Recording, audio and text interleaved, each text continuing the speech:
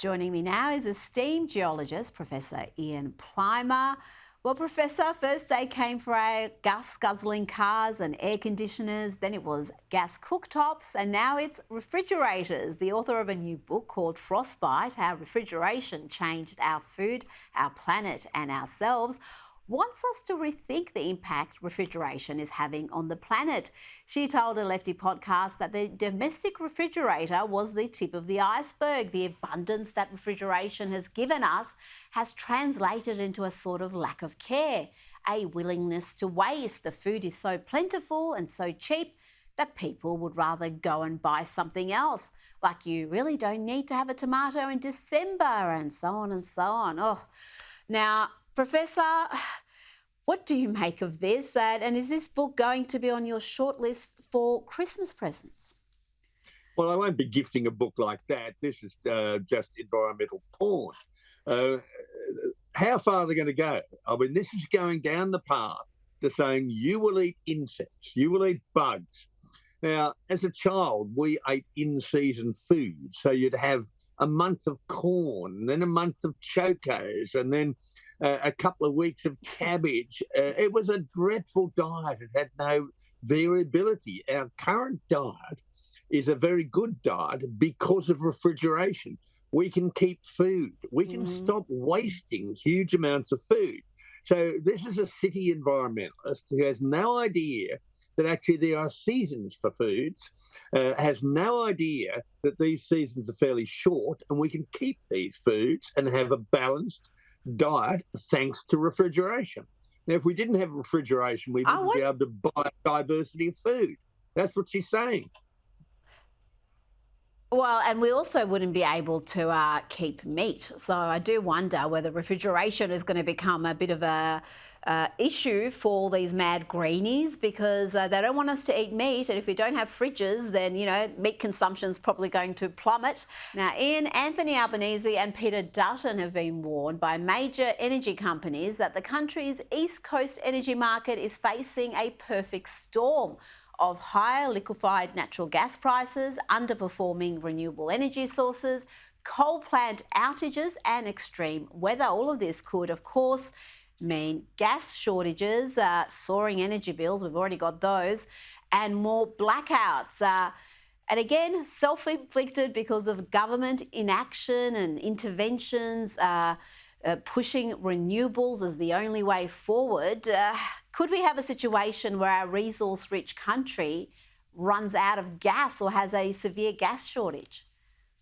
Well, yes, we've already got it. In your state, Victoria, there is an enormous amount of onshore gas in the Otway Basin and in the Gippsland Basin. I've seen in the Wombat Field, I've seen the flaring of gas from wells.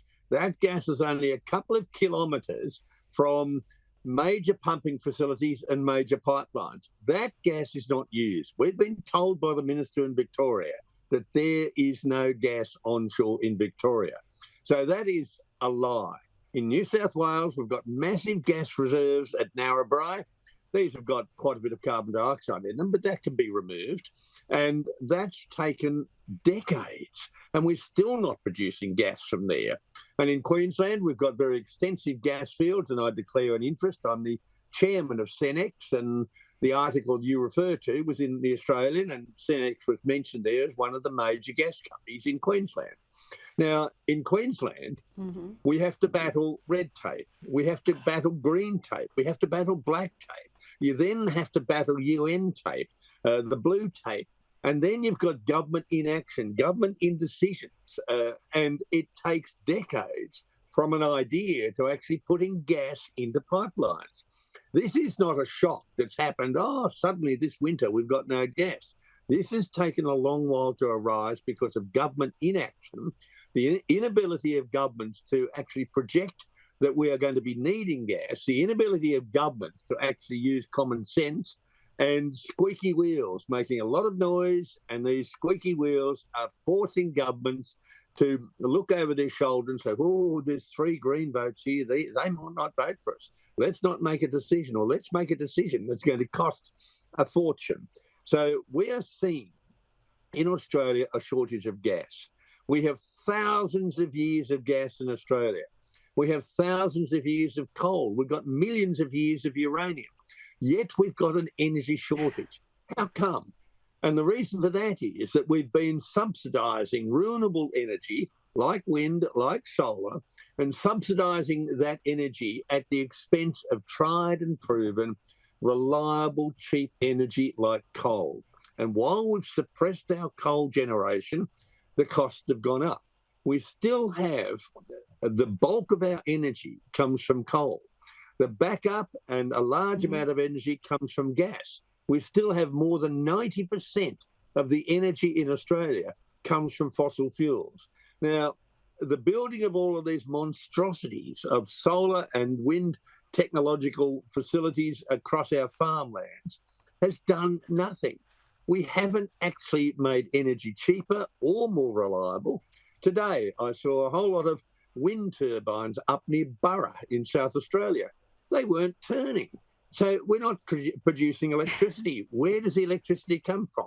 It has to come from coal and it has to come from gas.